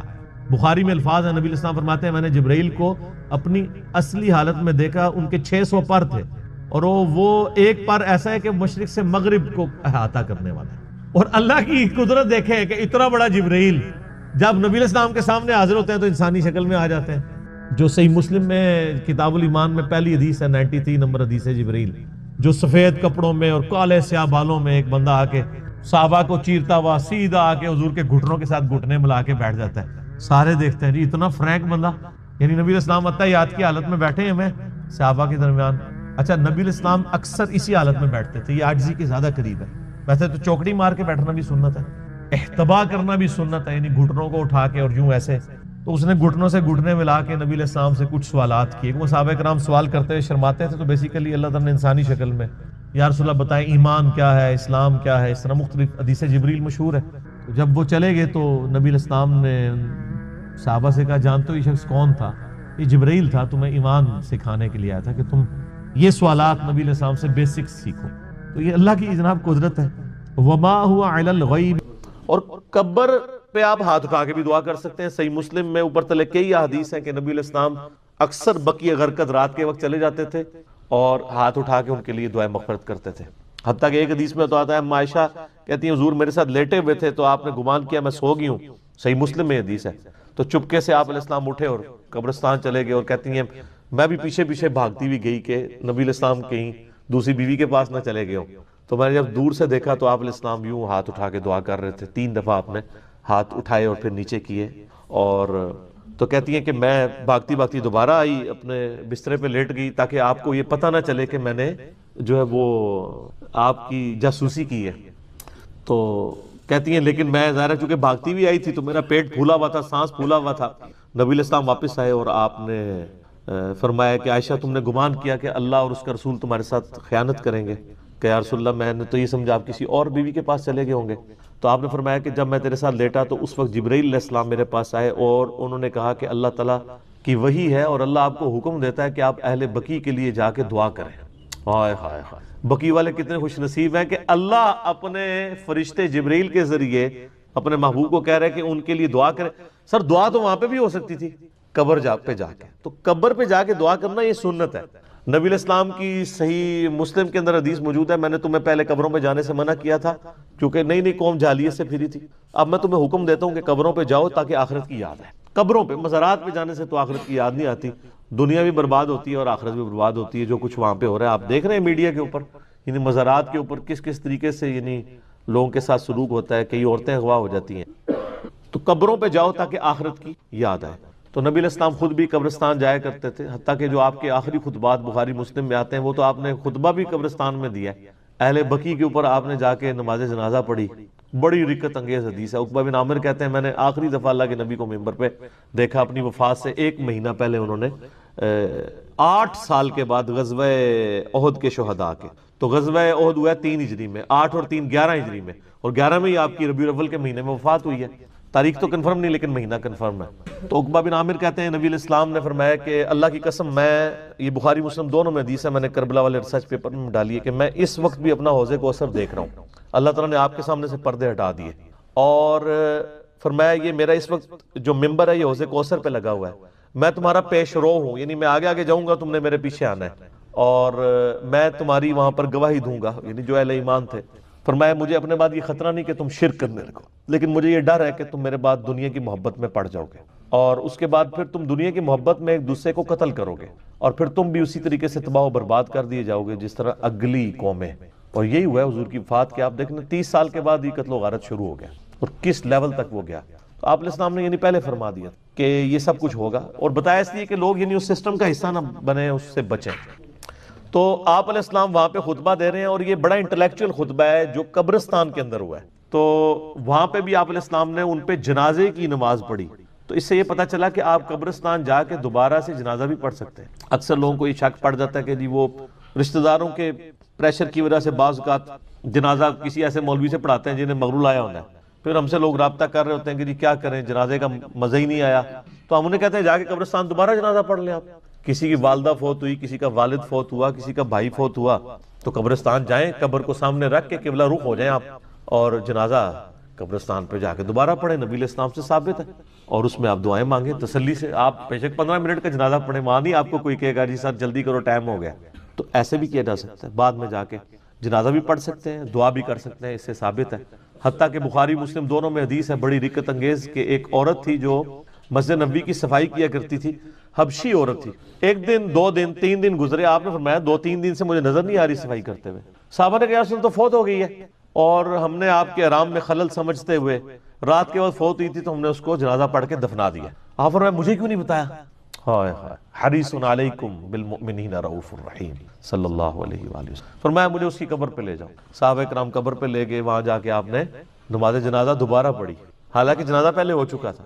اور پھر آپ جب واپس پلٹے تو آپ نے فرمایا کہ یہ قبریں اندھیروں میں ڈوبی ہوئی تھی, اللہ نے میرا جنازہ پڑھنے کی برکت سے ان قبروں کو نور سے بھر دیا. سبحان اللہ. لیکن اس کا ایک بڑا تلخ پہلو ہے کہ نبی علیہ السلام کے مبارک زمانے میں بھی ایسے لوگ تھے کہ جن کی قبریں اندھیرے میں ڈوبی ہوئی تھیں, اور ظاہر وہ مسلمان ہی تھے. کافر کی قبر میں تو نبی کے جنازہ پڑھنے سے نور تو نہیں جا سکتا, کیونکہ سورہ توبہ کے اندر ہے کہ آپ 70 دفعہ بھی دعا کریں ہم ان کو نہیں بخشیں گے، کیونکہ اللہ تعالیٰ نے شرک تو نہیں معاف کرنا۔ اس کا مطلب وہ مسلمانوں کی قبریں تھیں۔ تو آج کے مسلمان کس چکر میں بیٹھے ہوئے ہیں، کچھ بھی ہیں تیرے محبوب کی امت سے ہیں، بڑا خطرناک معاملہ ہے۔ یہ بھی رزلٹ نکلتا ہے۔ دوسرا یہ بھی رزلٹ نکلتا ہے کہ نبی الاسلام قبر میں حاضر و ناظر نہیں ہوتے ہیں، ورنہ آپ تو جب آپ کو بتایا کہ فوت ہو گئی تو آپ فرماتے ہیں ہاں مجھے پتا چلا ہے، میں 3 دن پہلے اس کی قبر میں گیا تھا، میرے بارے میں سوال ہوا تھا، تو آپ علیہ السلام کو تو نہیں پتا تھا۔ تو یہ من گھڑت عقیدے لوگوں نے بنائے ہوئے ہیں۔ قبر میں سوال ہوتا ہے لیکن کوئی تصویر نہیں دکھائی جاتی، اس میں کوئی الفاظ ہی نہیں ایسے۔ تو بہرحال یہ قبرستان جا کے دعا کرنا، مردوں کے لیے دعا کرنا، یہ نبی علیہ السلام نے اس کو مشروع کیا ہے، اور اس میں باقاعدہ اللہ تعالیٰ نے جمعے کی فرضیت کا ذکر کیا ہے۔ اعوذ باللہ من الشیطان الرجیم، بسم اللہ الرحمن الرحیم۔ یا ایھا الذین آمنوا اذا نودی للصلاۃ من یوم الجمعہ، اے ایمان والو جب ندا دی جائے، اذان دی جائے جمعے کے لیے، اس کی نماز کے لیے، جمعے کے دن، فاسعوا الی ذکر اللہ، تو جلدی سے لبکو اللہ کے ذکر کی طرف، وذروا البیع، اور تجارت چھوڑ دو، ذالکم خیر لکم ان کنتم تعلمون، اسی میں تمہاری خیریت ہے اگر تم جانتے ہوتے۔ فاذا قضیت الصلاۃ، ہاں جب نماز پڑھ چکو، فانتشروا فی الارض وابتغوا من فضل اللہ، اس کے بعد تم زمین میں پھیل سکتے ہو اور اللہ کے فضل کو تلاش کرو۔ یعنی صرف جمعے کے اس ٹائم پیریڈ کے لیے آپ نے کاروبار زندگی کو ترک کرنا ہے۔ وَاذْكُرُوا اللَّهَ كَثِيرًا لَعَلَّكُمْ تُفْلِحُونَ، اور اللہ کو بہت کثرت سے یاد کرو تاکہ تم فلاح پا جاؤ۔ تو جمعے کی فرضیت قرآن میں آئی ہے، اس سے آپ اس کی اہمیت کا اندازہ لگا سکتے ہیں۔ باقی جتنی نمازوں کا ذکر ہے وہ جنرل ہے ان کی فرضیت کے اعتبار سے، یا ایون سورۃ النور کے اندر صلاۃ الفجر اور عشاء اور ظہر کا ذکر آیا ہے تو وہ پردے کے اعتبار سے آیا ہے۔ فرضیت کا جہاں تک ذکر ہے نا اسپیسیفکلی، وہ جمعے کی نماز، اسی لیے اس کی سب سے زیادہ امپورٹنس، اور جمعے کی بھی نماز کی امپورٹنس نہیں ہے، جمعے کی اس ایکٹیویٹی کی امپورٹنس ہے۔ نماز تو اللہ تعالیٰ نے اس دن ویسے ہی کم کر دی ہے، 4 کی بجائے 2 فرض کر دی۔ خطبے کی امپورٹنس ہے، اور یہ مسلمانوں کی ایک ویکلی پولیٹیکل گیدرنگ ہے، اور سالانہ پولیٹیکل گیدرنگ مسلمانوں کی عید کی نمازیں، اور انٹرنیشنل گیدرنگ سالانہ جو ہے وہ حج کی گیدرنگ۔ یہ یعنی جمعے کے خطبے اس لیے نہیں ہے کہ یہاں پہ آپ نے لوگوں کو یعنی نکاح، طلاق اور استنجے کا طریقہ، یہ ساری چیزیں بتانی ہیں، اصل میں پولیٹیکل ایشوز کو ایڈریس کرنے کے لیے، تاکہ لوگ ایک پیج کے اوپر آئیں مسلمان۔ اسی لیے جمعے کی گیدرنگ ایک شہر میں ایک سے زیادہ ہونی بھی نہیں چاہیے۔ یہ تو آج کل ایک چندے کے چکر میں اتنی جامع مسجد بن گئی ہیں، ادروائز اصولاً دیکھا جائے تو ایک شہر میں ایک جامع مسجد ہوگی۔ ایران میں آپ چلے جائیں، تہران میں ایک جگہ جمعہ ہوتا ہے اور 15 سے 20 لاکھ لوگ ایک جگہ جمعہ پڑھ رہے ہوتے ہیں، اور ایران کا پریزیڈنٹ جمعے کا خطبہ دیتا ہے۔ یہاں پہ بھی ہمارے پرائم منسٹر کو فیصل مسجد میں خطبہ دینا چاہیے۔ تو آپ دیکھیں پھر کس طریقے سے قوم ایک جگہ جمع ہوتی ہے۔ ہم تو ایک قوم بھی نہیں اسی وجہ سے۔ بہرحال یہ الگ سے ایک ٹاپک ہے۔ جمعے کی فرضیت کے اعتبار سے سورۃ الجمعہ کافی ہے۔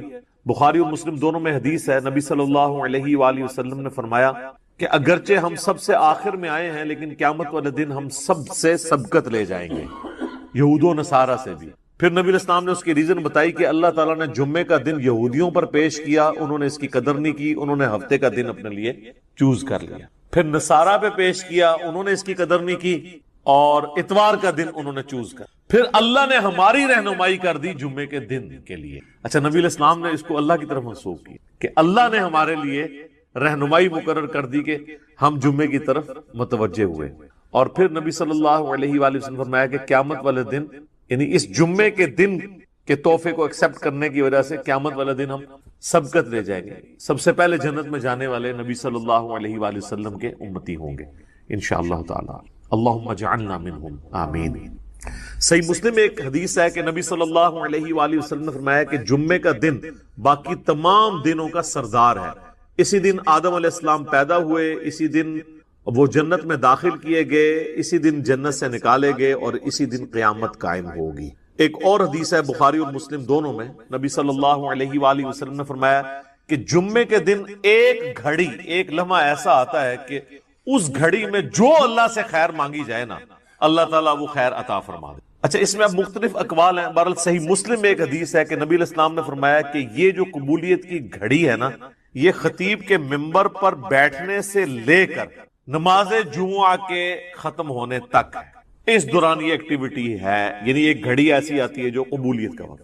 ویسے پبلک میں مشہور ہے کہ وہ 2 خطبوں کے درمیان وہ بھی ہو سکتا ہے، اس کے علاوہ بھی نماز کا بھی وقت ہو سکتا ہے جس میں آپ اللہ کی طرف رجوع لاتے ہیں. اس لیے آپ دیکھیں کہ بخاری اور مسلم دونوں میں حدیث ہے، نبی صلی اللہ علیہ وآلہ وسلم نے فرمایا جو جمعے والے دن سب سے پہلی گھڑی میں آتا ہے اسے اونٹ نحر کرنے کا ثواب دیا جاتا ہے، جو اس کے بعد آتا ہے اسے ایک گائے ذبح کرنے کا ثواب، جو اس کے بعد آتا ہے اسے ایک بھیڑ یا بکری ذبح کرنے کا ثواب، جو اس کے بعد آتا ہے اسے ایک مرغی ذبح کرنے کا ثواب، اور جو بالکل اینڈ پہ آتا ہے اسے انڈا صدقہ کرنے کا ثواب. اور پھر اس کے بعد الفاظ ہے کہ اس کے بعد فرشتے رجسٹر بند کر دیتے ہیں جب خطیب ممبر پہ چڑھ جاتا ہے، یعنی یہ ساری گھڑیاں خطیب کے ممبر پہ چڑھنے سے پہلے، اور پھر فرشتے جو ہیں وہ بھی الذکر سننا شروع کر دیتے ہیں. الذکر یعنی جو خطیب خطبہ دے رہے ہیں، بشرطے کہ وہ ذکر ہو، کہانیاں نہ ہو. الذکر تو پھر سر یہی ہے، انا نحن نزلنا الذکر وانا لہ لحافظون. صحیح مسلم میں حدیث ہے کہ نبی علیہ السلام کے جمعے کا خطبہ جو ہے وہ قرآن ہی ہوا کرتا تھا. 4 حدیثیں اوپر تلے. ایک صحابیہ کہتی ہے کہ میں نے حضور علیہ السلام سے جمعے کے خطبے میں اتنی دفعہ سورہ قاف جو پارہ نمبر 26 میں آتی ہے سنی کہ مجھے زبانی یاد ہوگی. اب ہر جمعے میں وہ ظاہر تذکیر والی صورت ہے تو وہ الذکر سننا شروع کر دے، اور پھر اس کے بعد جو آتا ہے نا پھر اسے نارمل صرف نماز کا ثواب ملتا ہے، جو ایکسٹرا آرڈنری ثواب ہے نا جمعے کا وہ ختم ہو جاتا ہے. اچھا اسی حدیث میں الفاظ ہیں کہ جو پہلی گھڑی میں آئے اس کے لیے ثواب. پھر اس میں نبی علیہ السلام نے یہ بھی فرمایا کہ پھر جتنا مقدر ہو تم نماز ادا کرو، یعنی جمعے سے پہلے آپ 2 4 6 8 10 جتنی مرضی نفلی رکعتیں پڑھ سکتے. اچھا اس میں ایک حدیث ضعیف بھی پیش کی جاتی ہے ابو داؤد کی کہ جمعے والے دن مکروہ وقت کوئی نہیں ہوتا، وہ روایتی کمزور ہے. اس کا تو آپ نے بہرحال خیال رکھنا ہوگا. وہ جو 5-7 منٹ ہوتے ہیں جب سورج اپنے ٹریک میں بالکل سینٹر میں ہوتا ہے، جسے آپ زوال کہتے ہیں، وہ زوال نہیں ہوتا، وہ ضحبہ کبریٰ ہوتا ہے. زوال آفتاب تو کہتے ہیں آپ ظہر کے وقت شروع ہونے کو، سورج گرنا شروع ہو جائے مغرب کی طرف، سینٹر سے ذرا سا ہٹے گا تو مکروہ وقت ختم ہو جائے گا. ایگزیکٹ سینٹر میں آپ سمجھ لیں وہ جو 5-7 منٹ ہیں وہ مکروہ وقت ہے. اس سے پہلے بھی آپ نفلی نماز پڑھ سکتے ہیں، اس کے بعد بھی ایگزیکٹ اس وقت نہیں پڑھ سکتے. تو جتنی مقدر ہو پڑھو. البتہ بخاری اور مسلم میں حدیث ہے کہ جب خطیب جو ہے وہ خطبہ دے رہا ہو نا تو پھر آپ نے 2 رکعتیں پڑھنی، اور اس وقت تک نہیں بیٹھنا جب تک وہ 2 رکعتیں نہ پڑھنے. یہ جمعے کے دن کا پروٹوکول ہے، عام نمازوں کے لیے نہیں. اور 2 سے زیادہ پھر نہیں پڑھنے جب خطبہ شروع ہو جائے، کیونکہ اصل مقصد تو خطبہ سننا ہے. اور اگر خطبہ شروع نہیں ہوا تو صحابہ کا جو معمول ہے وہ کم از کم 4 رکھتے تھی جمعے سے پہلے، کم از کم 2 تو پڑھنی ہے. اور بعد میں صحیح مسلم میں آتا ہے کہ جس نے جمعے کے بعد نماز پڑھنی ہے وہ 4 رکھتے پڑھے، 2 کر کے بھی پڑھ سکتے ہیں اور اکٹھی 4 بھی پڑھ سکتے ہیں. دونوں طریقے سے ثابت ہے. تو یہ جمعے کی رکعتیں میں نے بتا دی، یعنی ٹوٹل کتنی ہوئی 8. 2 سنتیں پہلے، 2 فرض اور 4 سنتیں بعد میں. اور اگر آپ نے پہلے 4 سنتیں پڑھنی ہیں پھر 10 ہوگی. تو نبی صلی اللہ علیہ وآلہ وسلم نے یعنی یہ ترغیب دلائی ہے کہ جمعے والے دن خطیب کے ممبر پہ چڑھنے سے پہلے پہنچ جائیں. اب حنفیوں کی چونکہ تقریر انہوں نے لادہ کر لی ہوئی ہے تو حنفیوں کے لیے یہ نہیں ہوگا کہ عربی خطبہ سننا ہوگا. وہ بھی جب ممبر پہ خطیب چڑھتا ہے نا اردو خطبے کے لیے تو اس کے بعد رجسٹر ان کے بند ہو جائیں. اب چونکہ انہوں نے اپنے پبلک کو پڑھایا ہوا ہے کہ یہ تقریر جو ہے یہ لادہ سے ہے، اصل عربی کے خطبے ہوتے ہیں، پھر لوگ کہتے ہیں پھر اصل ہی آگے سنیں گے جو ہمیں بھی سمجھ نہ آئے. اور معذرت کے ساتھ جو پڑھ رہے ہوتے ہیں ان کو بھی نہیں سمجھ ہوتی کہ وہ پڑھ رہے کیا ہیں. حقیقت بات ہے کئی جو ائمہ ہے آپ ان سے کہنا یہ جو تم نے عربی خطبہ پڑھا اس کا ترجمہ بتاؤ کیا ہے. تو جب پڑھنے والے کو بھی نہیں پتا تو سننے والے کو کیا پتا ہوگا. اس لحاظ سے اہل حدیث نے یہ ٹھیک کیا ہے کہ انہوں نے خطبے تو 2 ہی رکھے اور اللہ کی حمد اور درود کو عربی میں رکھا، باقی انہوں نے جو واعظ اور تقریر جو مقصد تھا تذکیر کرنا اسے اپنی نیٹو لینگویج میں کر دیا، اردو کے اندر، انگلش کے اندر. یہی طریقہ ٹھیک. تو حنفیوں نے وہ تقریر ایک تیسرا خطبہ ایڈ کر دیا اور وہ بھی پھر بیٹھ کے شروع ہو گیا. حالانکہ خطبہ تو کھڑے ہو کے ہوتا ہے جمعے کا، بیٹھ کے تو آپ دے نہیں سکتے. اور اس میں آپ نے سہارا لے کے کھڑا ہونا ہے. وہ کھڑا سہارا ہو کے اس لیے ہوتا ہے کہ تقریر تھوڑی لمبی ہو تو آپ مطلب سہارا لے سکیں. انہوں نے بیٹھ کے خطبہ شروع کر دیا تو یہ بھی ایک خلاف سنت چیز ہے. بہرحال جمعے کی نماز کی امپورٹنس اس حوالے سے آپ نے ذہن میں رکھنی ہے. باقی جمعے میں جمعے کی نماز اور اس کی تقریر کے علاوہ 2 اعمال ایسے ہیں جو اسپیسیفکلی اہمیت کے حامل ہیں. المستدرک الحاکم میں صحیح سند سے یہ حدیث ہے، مشکات کے اندر بھی موجود ہے کہ جو شخص سورۃ الکہف کی تلاوت کر لے جمعے کے دن تو اگلے جمعے تک اس کے لیے ایک نور اللہ کی طرف سے مقرر ہو جائے گا. اور ابو داؤد میں ایک حدیث ہے، مشکات میں بھی ہے، سنن نسائی میں بھی، ابن ماجہ میں بھی، کہ نبی صلی اللہ علیہ وآلہ وسلم نے فرمایا کہ جمعے کا دن جو ہے یہ یوم مشہود ہے، یعنی اللہ کے حضور اعمال پیش ہونے کے اعتبار سے. اور اس دن آدم علیہ السلام پیدا ہوئے اور یہ تمام دنوں کا سردار ہے، تم اس دن مجھ پر کثرت سے درود پڑھو، تمہارا درود مجھ پر پیش کیا جائے گا۔ تو صحابہ نے عرض کیا اللہ کے محبوب علیہ السلام جب آپ فوت ہو جائیں گے اور آپ کی ہڈیاں مٹی میں مل جائیں گی، یہ الفاظ ہیں حدیث، کیونکہ اس وقت 295 سی اس طرح اپلائی نہیں ہوتی تھی سوال پوچھنے، تو تب بھی آپ پہ درود پیش ہوگا۔ تو آپ نے فرمایا ہاں، ان اللہ حرم علی الارض ان تأکل اجساد الانبیاء، بے شک اللہ تعالیٰ نے حرام کر دیا ہے مٹی کے لیے کہ وہ نبیوں کے جسموں کو کھائے، تو درود مجھ پر اس وقت بھی پیش ہوگا۔ تو جمعے کا دن اسپیسیفکلی درود شریف کا دن، اللہم صلی علی محمد وعلی آل محمد۔ اب آ جائیں وہ جمعے کی تاریخ کے اعتبار سے، صحیح مسلم میں ایک حدیث ہے، نبی علیہ السلام نے فرمایا کہ لوگوں جمعہ چھوڑنے سے باز آ جاؤ، ورنہ ایسا نہ ہو کہ اللہ تعالیٰ تمہارے دلوں پر مہر لگا دے۔ اور یہ مہر وہ ہے صم بکم عمی فہم لا یرجعون، ختم اللہ علی قلوبہم وعلی سمعہم وعلی ابصارہم والعیاذ باللہ تعالی۔ اور جامع ترمذی میں حدیث ہے جس نے مسلسل 3 جمعے چھوڑ دیے اللہ تعالیٰ اس کے دل پر مہر لگا دے گا۔ اچھا، اسی وجہ سے یہ پبلک مشہور ہے کہ 3 کٹھے نہیں چھوڑنے چاہیے۔ اندازہ کریں آپ، ان کو پتہ ہی نہیں ہے کہ یار مطلب صرف جمعہ ہی ہے مسلمان کے لیے، 3 نہیں چھوٹنے چاہیے۔ وہ کہتے ہیں نہیں، مسلم شریف میں حدیث ہے نا کہ ایک جمعے سے لے کر دوسرا جمعہ درمیان کے گناہوں کا کفارہ ہے، یعنی جو کام چک کے رکھو جمعہ پڑھ لو کام ختم۔ تو یہ پوری حدیث اس طرح نہیں ہے میرے بھائی، پوری حدیث اس طرح ہے اگر کبیرہ گناہوں سے بچا جائے تو ایک جمعے سے دوسرا جمعہ، اس تو بھی آسان کام، ایک رمضان سے دوسرا رمضان۔ شکر ہے تسی اے نہیں لے آیا جمعہ دے ہفتے بعد پھر اللہ کی بارگاہ، ایک رمضان سے دوسرا رمضان اور ایک نماز سے دوسری نماز درمیان کے گناہوں کا کفارہ ہے اگر کبیرہ سے بچا جائے۔ تو سب سے کبیرہ گناہ شرک کے بعد اگر کوئی ہو سکتا ہے تو وہ فرض نماز چھوڑنا ہے۔ تو اگر کبیرہ گناہ نہیں کیے، یعنی ایک جمعے سے لے کر اگلے جمعے تک کوئی نماز نہیں چھوڑی، پھر چھوٹے گناہ معاف ہوں۔ نماز چھوڑنے سے بڑا کون سا گناہ ہے؟ صحیح مسلم میں حدیث ہے بندے کے ایمان، شرک اور کفر کے درمیان فرق نماز ہے۔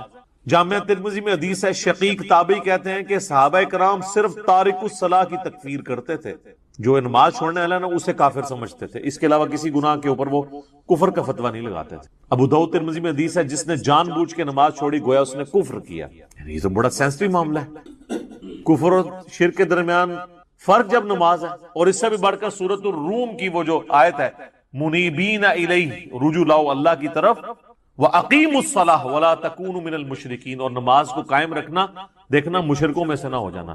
نماز چھوڑنے والے کو اللہ تعالیٰ فرمایا گویا کہ وہ مشرک ہے۔ پاکستان کی شناختی کارڈ میں مسلمان ہے، اللہ کے ہاں وہ عملاً مشرک ہے، عملاً کافر ہے۔ ہاں ٹھیک ہے، ہم عقیدے میں فتویٰ نہیں لگاتے، باقی اس کا اور اللہ کا معاملہ ہے۔ پھر سنن ابن ماجہ میں حدیث ہے، ابو درداء اصحاب صفہ میں سے ہیں، وہ کہتے ہیں کہ نبی علیہ السلام نے بڑے پیارے الفاظ ہیں، میرے خلیل نے مجھے 3 وصیتیں کی۔ نمبر 1، اللہ کے ساتھ شرک نہ کرنا، خواہ تمہارے ٹکڑے ٹکڑے کر دیے جائیں یا تمہیں آگ میں جلا دیا۔ نمبر 2، کبھی نماز، فرض نماز نہ چھوڑنا، ورنہ اللہ کے ہاں تمہارا ذمہ اٹھ جائے گا، یعنی اللہ کو پھر کوئی پرواہ نہیں۔ اور نمبر 3، شراب نہ پینا، تمام گناہوں کی چابی شراب ہے۔ یہ 3 وصیتیں ابو درداء کہتے ہیں کہ نبی علیہ السلام نے مجھے کی۔ پھر مسند امام احمد میں وہ حدیث ہے کہ نبی صلی اللہ علیہ وآلہ وسلم نے فرمایا کہ جو شخص نماز پڑھنے والا ہے قیامت والے دن اس کی نماز اس کے لیے دلیل ہوگی، نور ہوگی اور نجات کا ذریعہ ہوگی، اور جو نماز چھوڑنے والا ہے اس کے لیے نہ کوئی نور ہوگا، نہ نجات کا کوئی سبب ہوگا، نہ اللہ کے حضور کوئی حجت ہوگی پیش کرنے کے لیے، اور اس کا حشر فرعون، قارون اور حامان کے ساتھ، والعیاذ باللہ تعالی۔ اور ایک اور حدیث ہے سنن ابی داؤد میں کہ قیامت والے دن سب سے پہلے نماز کے بارے میں سوال کیا، اور پھر فرمایا کہ جس کی نماز درست نکل آئی اس کے باقی معاملات آسان ہو جائیں گے، اور جس کی نماز ہی غلط نکلی اس کے